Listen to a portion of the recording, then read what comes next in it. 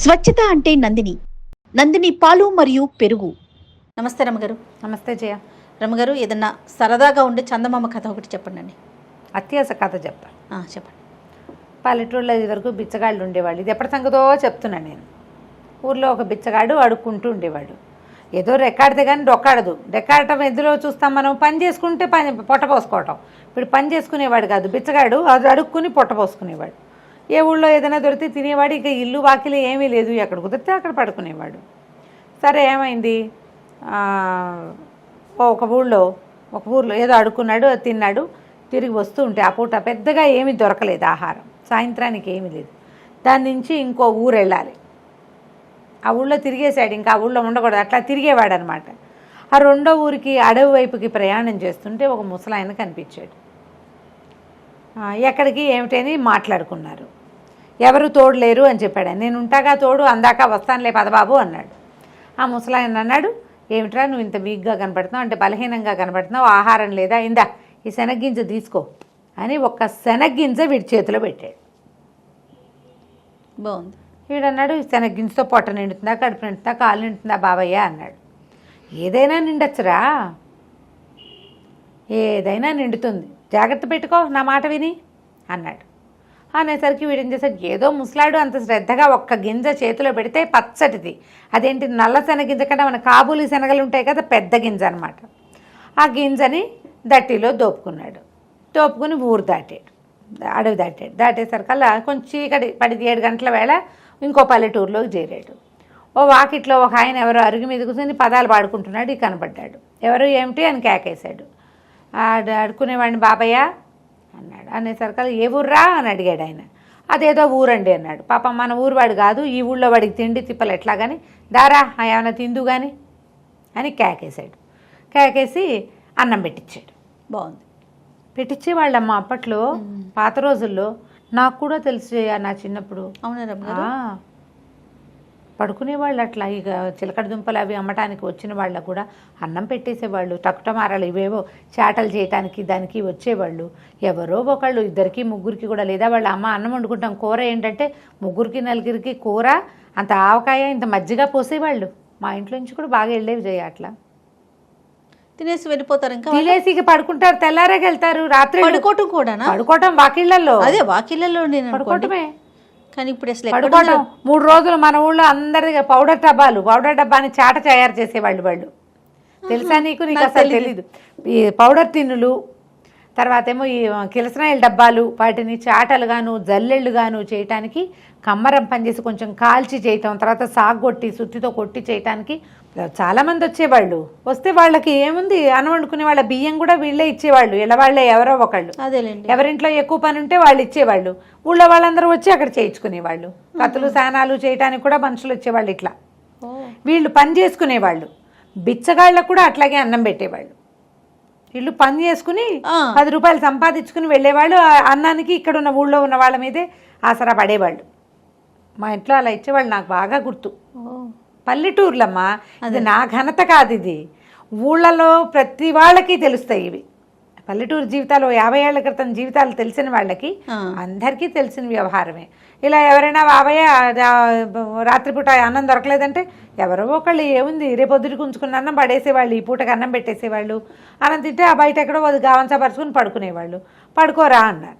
అనేసరికల్లా సరే వాళ్ళ అరుగు మీద పడుకున్నాడు. పడుకునేటప్పుడు ఏం చేశాడు, ఈ నడుముకు ఒక దట్టి లాంటి తలక ఒకటి ఉంది కదా, అది మడత పెట్టింది అయితే వాళ్ళు చాప ఇచ్చారు, చింకి చాప కింద ఆ తలగుడ్డ కింద శనగ్గింజని పెట్టు పడుకున్నాడు. ఏమనుకున్నాడు, ఈ శనగ్గింజ ఏదో మహత్యం ఉంది దీనికి, లేకపోతే ఎవరైనా మనకి అడిగితే అన్నం పెడతారు, పిలిచి అన్నం పెట్టేవాళ్ళు ఉన్నారా? దారా తిందుగానని పిలిచాడు, కూర మజ్జిగ వేసి అన్నం పెట్టారు.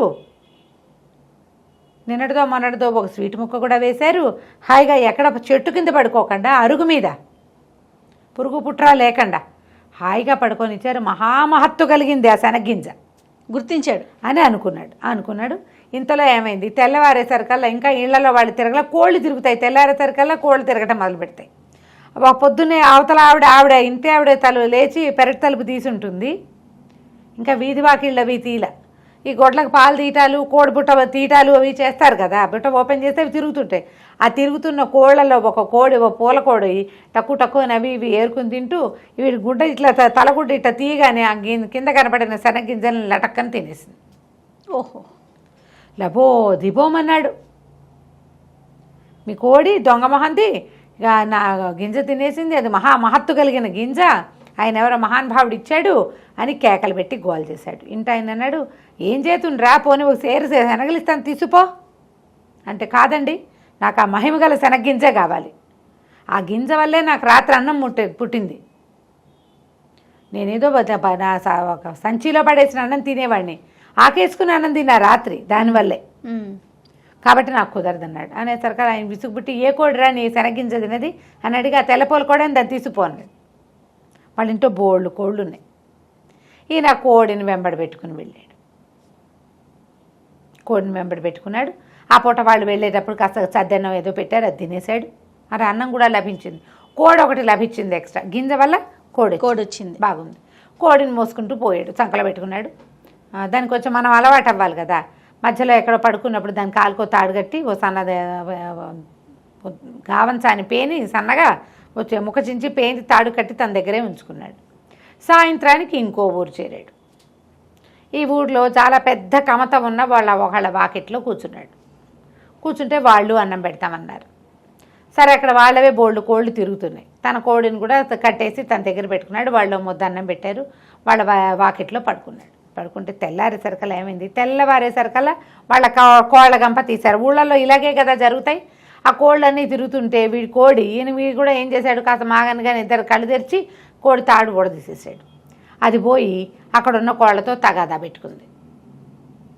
కోళ్ళు ఎక్కరిస్తే పొట్టాడుకుంటాయి, ఇది అటు పొట్టాడుకుని ఇటు పొట్టాడుకుని అక్కడ వాళ్ళకి బోల్డ్ అంతా కమత, బోల్డ్ అన్ని ఆవులు గేదెలు గొడ్లు ఉన్నాయి.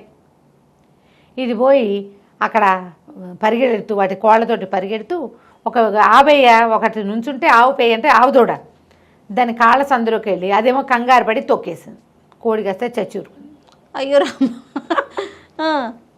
చచ్చిపోయేసరికల్లా మరి ఏం చేయాలి, బయటకు వచ్చాడు. చూసుకున్నాడు, అమ్మో నా కోడి చచ్చిపోయిందో అని గోలు పెట్టాడు. ఇది మహత్తు కలిగిన కోడి, దీనివల్లే నాకు అన్నం పుట్టింది అన్నాడు. వాళ్ళు ఇంకో 4 కోళ్ళు ఇస్తాను తీసుకోరా అన్నారు. చివరికి ఆ ఇంటి ఆయనకి విసుగుపుట్టి, కోడి సరేలే ఇది మేము కూర అనుకుంటాం కానీ ఇప్పుడు అది ఏ 50 అయితే కోడిని తన్నేసిందో తొక్కేసిందో దాన్ని తను తీసుకుపోరా అని. కోడి కాస్త దూడపిల్ల అయింది. దూడపిల్ల అనకూడదు, దూడ అంటేనే పిల్ల. ఓహో, పిల్ల అంటే పిల్ల, 2 పేదాలు ఉండకూడదు, ఆవు దూడ. ఈ దూడ మెడలో పలుపు తాడు ఒకటి కట్టారు, వీటి చేతిలో పెట్టారు. అది పాలు వదిలేసింది, ఆ మాత్రం ఉంది. పాలు తాగే దూడ కాదు, కొంచెం పెరిగింది. సరే, ఆ దూడని వెంబడి పెట్టు తీసుకుపోయాడు. 3వ రోజు ఈసారి ఒక పెద్ద కామందు గారి వాకిట్లో ఆగాడు. వాళ్ళు దూడను చూసి కొంచెం ముచ్చటపడ్డారు. ఆ ఇంట్లో వాళ్ళంతా సరదా పడ్డారు. అబ్బో దూడ వల్లే బాగుందిరా, ఆవు దూడ ఎక్కడ తెచ్చావు, ఏమిట్రా మాకు డబ్బులు ఇస్తాము ఇవ్వరా అంటే, అబ్బాయి లేదండి ఇది చాలా అదృష్ట ఆవు దూడ అన్నాడు. సరే, వాళ్ళు కూడా ఆ దూడకు 2 గడ్డి పరకలేసి వాళ్ళు వీడికి అన్నం పెట్టారు. రాత్రి పొట్ట నిండిపోతుంది, ఎక్స్ట్రా వస్తున్నాయి. సరే, ఏమైంది, తెల్లారాక వీడికి వాళ్ళు సర్దిపోస్తామన్నారు. దూడ అటు ఇటు తిరుగుతుందని మెళ్ళకు కట్టిన తాడు పలుపు తాడు వదిలేశాడు. అది అటు ఇటు తిరుగుతూ వెళ్ళి గుర్రాలు ఘాట్లో గడ్డి మేస్తుంటే పోయి ఆ గడ్డి పరకలకి ఆశపడి ఆ గుర్రాల వైపుకు పోయింది. పోయేసరికల్లా ఏమైంది, ఒక గుర్రం మహాపెంకె, రణపెంకెది, మామూలు పెంకితనం కాదు దానికి. ఆ పెంకెగా గుర్రం కాస్త అటు ఇటు తిరుగుతున్నటువంటి 50ని వెనకాళ్ళతో ఒక్క తన్ను తన్నింది. ఈ దూడ ఎగిరి అవతల పడి కళ్ళు వాల్చేసింది. రామా, వీడు లబో దిబోమన్నాడు బిచ్చగాడు. బంగారం పడేస్తున్నాడు. బంగారం అంటే 50 ఇటు అయిపోయింది, మేమేం చేతును అంటే, వాడు ఇంకో 50 ఇస్తాను రా, పోనీ ఇక్కడే ఉండు, నువ్వు పని చేసుకుందు కానీ అంటే, పనికి నేను చేయనండి, నాకు వచ్చినాయి ఇవన్నీను, హాయిగా అన్నం వస్తుంది అనేసరికాలు వాళ్ళకి విసుగుబుట్టి, ఈ మకురు గుర్రం ఇది ఎలాగో మాట వెందు చావదు, గుర్రాన్ని తీసుకుంటావురా అన్నారు. ఇంతుండే ఆవుదూడ ఎక్కడ, అంత ఎత్తుండే గుర్రం ఎక్కడ, గుర్రాన్ని ఎక్కడైనా అమ్ముకుంటే డబ్బులు వస్తాయి. సరే, ఇది బాగానే ఉందని మరి గుర్రాన్ని తీసుకెళ్తానండి అన్నాడు. గుర్రాన్ని తీసుకుని నడిపించుకుని తీసుకెళ్తాం మొదలుపెట్టాడు. ప్రతి వాళ్ళకి వీడి గుర్రం నచ్చుతుంది. ఎంత బాగుందో. సరే ఈసారి ఏమైంది, ఒక సత్రానికి వెళ్ళాడు. అయితే వాళ్ళు ఏం చేశారు, వీడికి ₹1 కూడా ఇచ్చారు. గుర్రం ఇచ్చి ₹1 ఇచ్చారు ఊరికే. ఆ పూట అయితే ఆ రోజు ముందు రోజు అక్కడక్కడ అడుక్కున్న డబ్బులు కూడా ఉన్నాయి, వాడి దగ్గర డబ్బులు ఉన్నాయి కాస్త. ఓ సత్రం దగ్గర ఆగాడు. మరి ఇప్పుడు గుర్రానికి మాలిషు దాణా గీణా కావాలి. ఎవరి వాకిట్లోనే ఆగితే దానికి తిండి వాళ్ళేం పెడతారు? సత్రంలో అయితే తనకు అన్నం పెట్టి తన దగ్గర డబ్బులు ఉన్నాయి కదా, దానికి ఏదో దాణా పెడతారు అనుకున్నాడు. సరే ఏమైంది, ఈ గుర్రాన్ని ఓ పక్కన కట్టేశాడు, లోపలికి వెళ్ళాడు. సత్రం వాళ్ళు చూస్తే ఏమైంది, ఆ సత్రం యజమానికి ఒక పిల్ల ఉంది. వీడికి ఏమొచ్చింది బుద్ధి, ఇప్పటిదాకా వాటంతటా అవి జరిగినాయి. ఏదో ఒకటి చేసి ఈ సత్రం యజమాని మాయ చేస్తే వీళ్ళకు ఒక పిల్ల ఉంది, పిల్ల నుంచి పెళ్లి చేసి తన సత్రంలో ఉంచుకుంటారనుకున్నాడు. ఇప్పటిదాకా కాకతాళీయంగా జరిగినాయి. వీడికి ఆశ పుట్టేసింది. ఇప్పుడు ఆశ పుట్టి ఎలాగైనా ఈ గుర్రాన్ని ఏదో ఒకటి చేసైనా మీ వల్లే అయ్యిందని అనాలనిపించేసింది. అనిపించేసరి ఏం చేశాడు, మా గుర్రానికి దాణా భోజనం పెట్టండి, అవి పెట్టండి, ఇవి పెట్టండి అన్నాడు. ఇతనికి ఒక కూతురు ఉంది కదా, ఈ పిల్ల కొంచెం యాక్టివ్ పిల్ల. అదేం చేసింది, ఓ చెరుగడ తీసుకెళ్ళి ఆ గుర్రానికి అందించింది. ఇది ఒక గట్టు మీద నిలబడే చెరుగడ అందించేసరికల్లా అదేదో ఇట్లా పొరపాటున దాని గొంతులో గుచ్చుకున్నట్టు అయింది. గుర్రం కాస్త మెడవాల్ చేసింది. అది ఆరోగ్యకరమైన గుర్రం కాదు. ఇక వీడు అరిచరిచి కేకలు పెట్టి పోట్లాడాడు. ఇక మామూలుగా పోట్లాడ. సత్రం యజమాని కాదు, అతను గుమస్తా.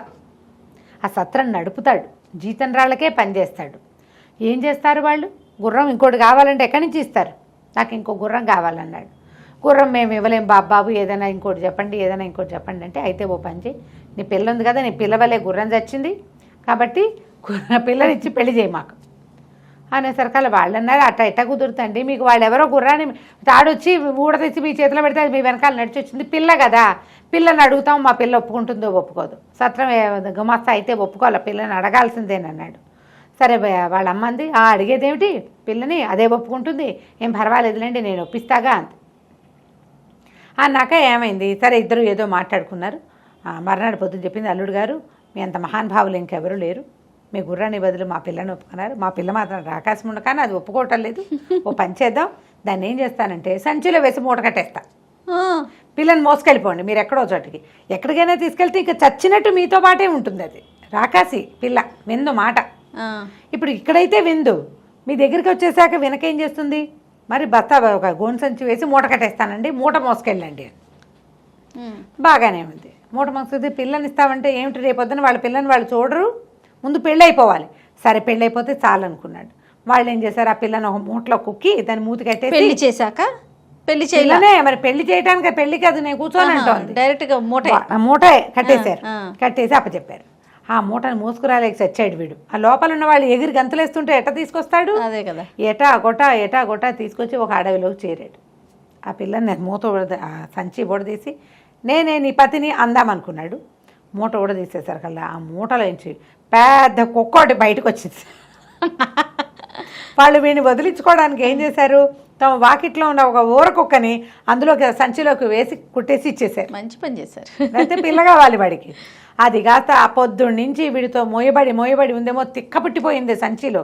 అది ఒక్క అమాంతం వీడి మీదకి లంఘించి ముక్కు కొరికేసింది. ఇంకేం చేస్తాడు, పారిపోయింది వాడి ముక్కు కొరికేసి. ముక్కు నెత్తురు గారుకుంటూ ఉంది. ఇక అన్నం ఎక్కడిది సున్నం ఎక్కడిది అడవిలో. ఆ బూడు సగం చిరిగిపోయిన ముక్కుకి ఎట్టగొట్ట పట్టీలు కట్టుకుని మళ్ళీ ముష్టడి కోట మొదలుపెట్టాడు.